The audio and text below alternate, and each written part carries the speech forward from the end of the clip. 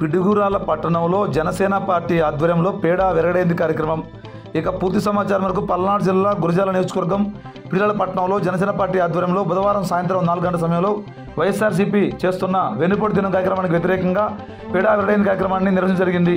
ఈ కార్యక్రమంలో మహిళలకు పెద్ద ఎత్తున ముగ్గుల పోటీ నిర్వహించి సంక్రాంతి పండుగలాగా సంబరాలు నిర్వహించారు.